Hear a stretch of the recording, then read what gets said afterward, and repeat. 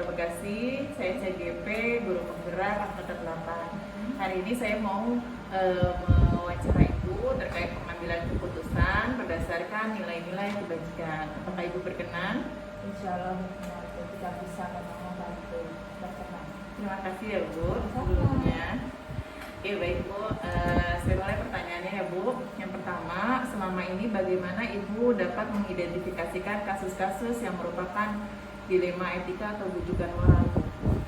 Tapi biasanya kalau di sekolah pasti banyak masalah ya. Masalahnya kan pasti berbeda-beda. Jadi kalau sebelum kita melihat masalah dalam sekolah, kita identifikasi dulu apa nih masalahnya. Macam-macam, ada perilaku anak, ada hal-hal yang mungkin dia nggak maaf, kurang minat belajar. Nah, kita lihat dulu masalahnya ini apa, dampaknya seperti apa, kenapa dia seperti itu, penyebabnya apa. Nah, jadi kita identifikasi, lalu biasanya bisa menimbulkan apa sih dari masalah ini. Apakah sekolah bisa menjadi ikut terlibat yang besar, guru wali guru juga ya. Nah, jadi seperti kasus saya pernah menghadapi kasus dulu saat zaman COVID. Jadi kita kan daring. Nah, apalagi anak usia dini kan mereka belum bisa calistung ya, baca calistung. Biasa kan orang tua kan mereka maunya anak itu pintar calistung. Nah, mereka secara kurikulum, secara aturan kan belum boleh ya. Jadi itu kan dilema untuk sekolah, terutama untuk guru. Ini bagaimana? Kita tetap mengadakan walaupun hanya seminggu kadang sekali, seminggu 2 kali. Dan ada juga orang tua yang tidak mau ya, benar-benar tidak mau. Kita terima, kita daring. Nah, setelah selesai COVID, akhirnya kita normal. Setelah itu dimulai dari seminggu 3 kali sampai akhirnya setiap hari kita masuk. Nah, dampaknya itu saat anak yang COVID dulu tidak mau masuk sama sekali, setelah sudah masuk ke dalam sekolah yang umum seperti biasa, KBM seperti biasa, akhirnya minat belajar dia otomatis kan beda. Karena terbiasa sudah tidak masuk, karena biasa belajar dari, lalu tiba-tiba dia harus sekolah, bangun pagi-pagi. Nah, itu kita identifikasi. Oh, awalnya karena dia COVID, dia biasa dari, biasa belajar lewat video call, lalu foto-foto kegiatan, mengerjakan tugasnya, dibimbing orang tuanya.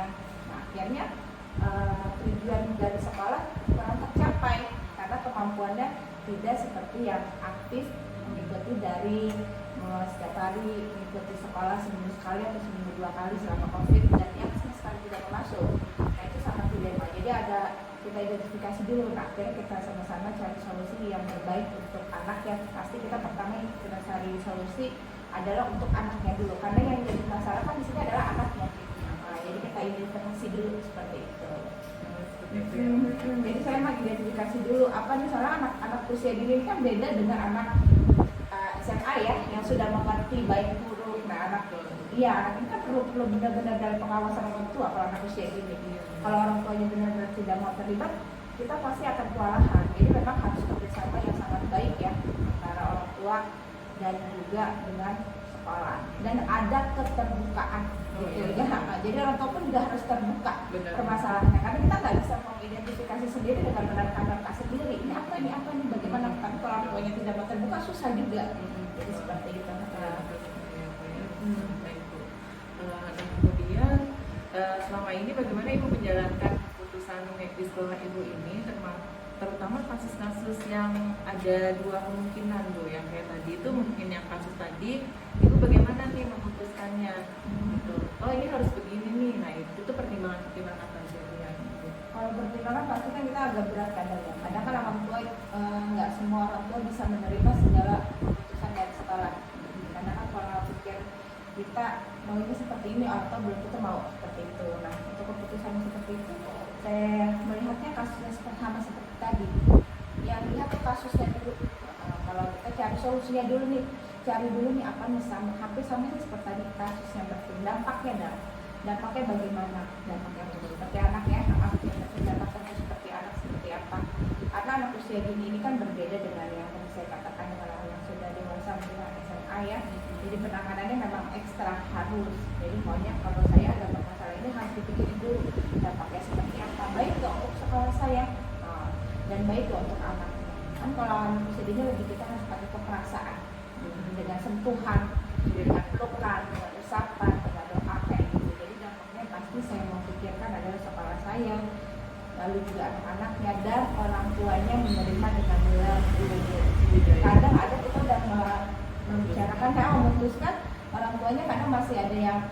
maaf berbeda ya, berbeda pandangan dengan sekolah. Nah itu kadang dampak seperti itu yang sulit. Orang anaknya sudah menerima, orang tuanya belum tentu mau menerima. Nah seperti itu. Jadi saya juga memikirkan untuk sekolah ke depannya, ke dampaknya kasus tersebut agar ada kerjasama antara sekolah dengan orang tua. Jadi menjaga nama baik orang tuanya dan anaknya, menjaga nama baik sekolah dan untuk masyarakatnya juga. Langkah-langkahnya nih Bu, atau prosedur yang biasanya dilakukan sebelum keputusan itu gimana Bu? Langkah-langkah dalam apa? Dalam menyelesaikan masalah tadi Bu. Misalnya tadi saya ada masalah dengan diri saya. Langkah-langkahnya pasti kita mendengar pendekatan ya. Apapun itu kita dengan pendekatan baik dengan anak, orang tua, dengan diri, semua langkah pasti harus dengan pendekatan. Karena kalau kita tidak mendekat dengan pendekatan, tidak mungkin kenal ya. Jadi kalau makanya kalau setiap ada kegiatan, pasti kan kita ada rapat dengan komite. Pasti kita akan mengenal karakter orang tua kita, wali kita seperti apa. Saat ada kasus seperti ini, salah satu wali murid saya pendekatan karena kita sudah kenal nih, mungkin secara komunikasi tidak intens ya. Jadi pada saat anak ada bermasalah di sekolah, kita dekati dengan lewat misalnya kalau saya lebih ke WA kalau zaman sekarang ya. Kalau beberapa tahun yang lalu mungkin masih pakai hubung. Kalau sekarang saya pakai WA, kita langsung ke jalur pribadi atau JP. Kita panggil mama. Kadang ada orang tua yang responsif bisa langsung ya. Mas, tolong ya ada yang terus saya bicarakan. Tolong di kehadirannya ke sekolah. Ada yang bisa langsung besok langsung datang. Ada juga yang sampai 3 kali karena mengalami seperti itu. Nggak ada balasan, tidak respon, tidak apa. Ini kok orang tua maaf kok acuh gitu ya sama anaknya, nggak apa, tidak mau tahu perkembangan anaknya atau saking sibuk. Nah, jadi seperti itu. Jadi kita perlu komunikasi lewat WA. Kalau sudah kayak gitu, kalau memang orang tuanya sudah tidak bisa, baru saya pakai surat panggilan. Saya kirimkan, saya kasihkan, biasanya saya kasihkan lewat komite. Kalau anak-anak kan karena belum memahami, anak-anak belum memahami. Karena orang tuanya nggak bisa nih diajak komunikasi, datang ke sekolah pun nggak bisa, nggak mungkin saya langsung datang ke rumahnya. Jadi saya lewat komite surat panggilan itu. Kalau anak kan kadang ada anak yang kritis, ibu ini suratnya apa? Takutnya dia berpikir kok mamaku dikasih surat aku doang yang dikasih, kayak teman aku yang lain nggak dikasih surat. Nah jadi biasanya saya kalau ada surat panggilan saya titipnya ke komite untuk hadir ke sekolah. Nah jadi seperti itu langkah-langkahnya lewat komunikasi, lewat jalur pribadi, lewat surat panggilan kasih. Dan setelah mereka kalau mau datang ke sekolah, kita cari sama-sama solusinya. Maunya apa nih masalahnya? Kita sama-sama terbuka. Mama terbuka masalahnya seperti ini, saya ceritakan masalahnya seperti ini. Dengan disertai dengan fakta-fakta yang ada ya, dalam data-data yang ada, dan mencari solusinya sama-sama. Dan untuk mengikuti antara kesepakatan bersama dengan diikuti dengan aturan yang ada di sekolah. Jadi sama-sama kita terbuka lah, gitu. Kita berkomunikasi, kita terlibat, kita cari solusi bersama-sama. Maunya seperti apa, baiknya seperti apa, gitu. Kadang ada maunya belum tentu baik. Nah, jadi kita mau mama seperti apa, sekolah maunya seperti ini. Yang kita mau bisa nggak ini baik, dan terutama untuk anaknya dulu. Anaknya ini baik nggak menerima keputusan kita bersama. Jadi jangan mamanya mau, anaknya tidak mau, sekolahnya mau, anaknya akan yang terbeban. Jadi yang pertama adalah harus diprioritaskan anaknya ya. Perasaan anaknya dengan keputusan yang sudah kita ambil adalah harus melihat yang pasti utama adalah anaknya dulu. Mudah-mudahan setelah itu solusinya bisa berjalan lancar, kesepakatannya bisa berjalan lancar. Kemudian Bu, hal-hal apa saja yang selama ini Ibu anggap efektif dalam mengambil keputusan pada kasus-kasus di rumah etika? Kalau saya paling efektif itu memang dengan pendekatan ya, dengan musyawarah. Karena dari situ kita sama-sama mengembangkan segala pikiran kita dan juga segala keinginan kita untuk mendapatkan kesepakatan bersama. Jadi kesepakatannya itu bukan hanya dari pihak sekolah atau keputusan dari kepala, jadi sama-sama orang tua seperti apa, kepala seperti apa. Jadi paling efektif itu memang kita harus berkomunikasi, harus bertemu. Jadi bukan hanya lewat japri. Karena kan bahasa di WA dengan bertemu itu beda. Penerimaannya beda. Di WA dengan kita bertemu. Jadi lebih baik kita bertemu, kita cari solusi bersama, kita ungkapkan apa yang kita rasakan. Karena pendekatan untuk anak TK ini, anak usia ini memang harus benar-benar menggunakan perasaan, bukan hanya sebatas ego saja ya orang TK.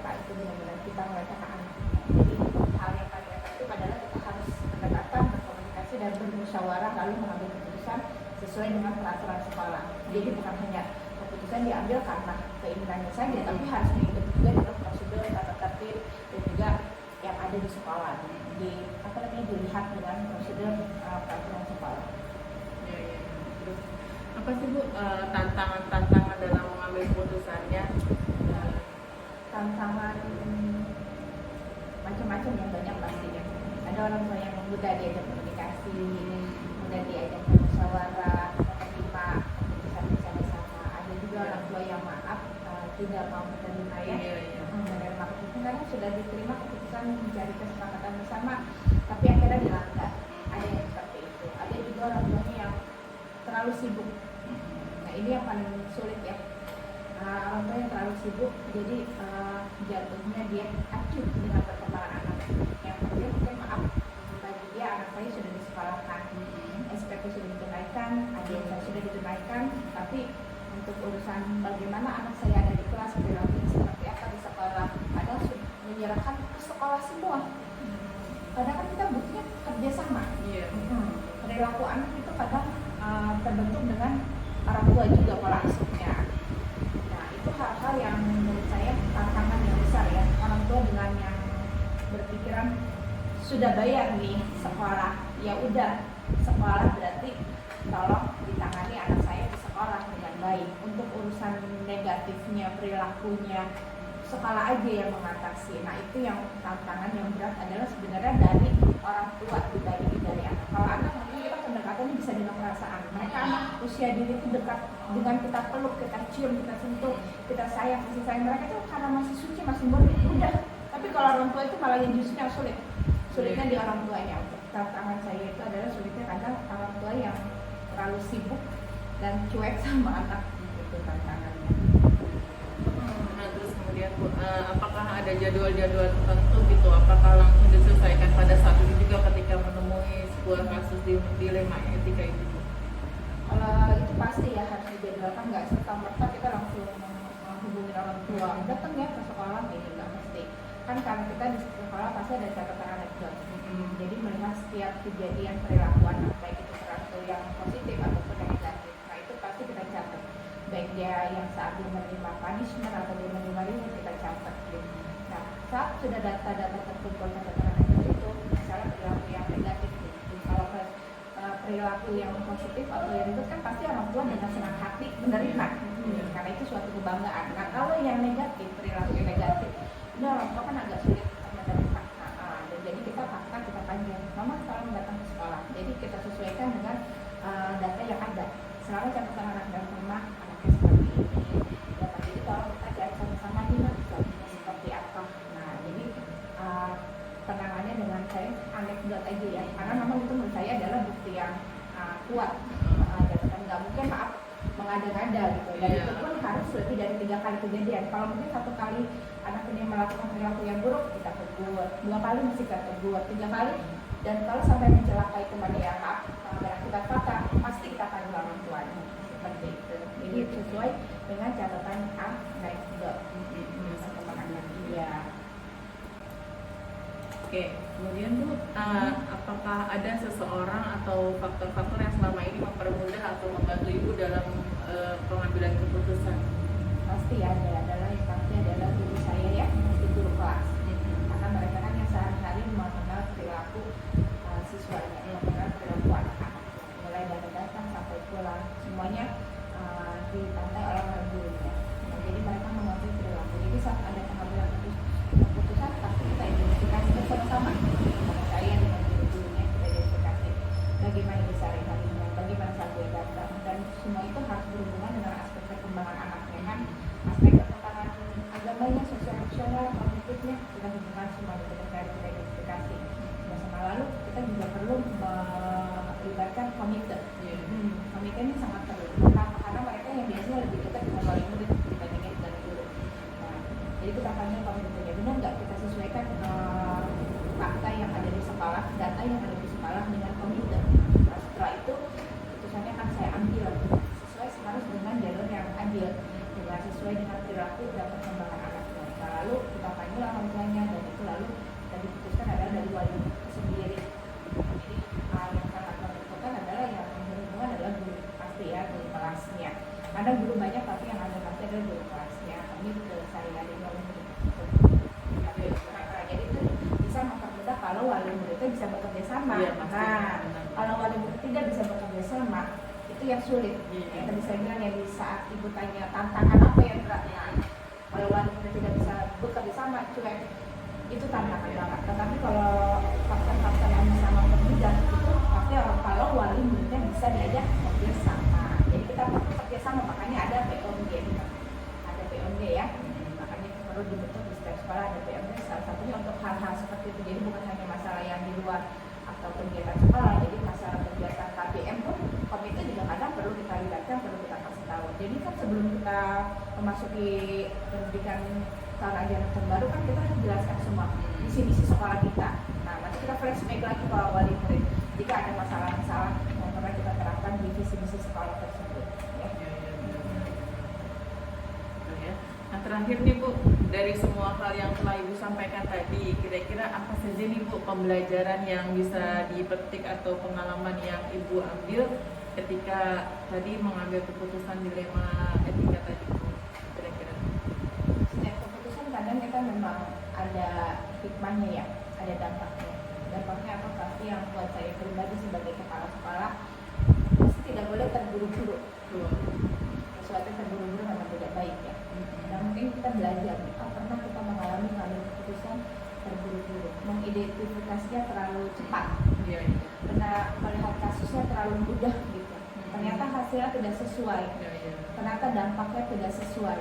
Makanya untuk pelajaran kedepannya, untuk saya menjadi pelajaran bagi saya pribadi dan untuk sekolah adalah pertama, saya tidak boleh terburu-buru dalam mengambil keputusan. Harus dengan berpikiran tenang, mencari solusi bersama-sama. Solusinya bersama-sama apa? Pasti saya akan melibatkan guru. Saat masalah itu besar, yayasan perlu dilibatkan, perlu. Kalau saya pribadi, karena bagi saya yayasan juga adalah keluarga. Yayasan pun perlu kadang melibatkan yayasan sebagai keluarga untuk yang senior, menerima nasihat mereka, menerima saran dari mereka. Dan setelah dari situ kita kan belajar menjadi orang yang lebih bijaksana.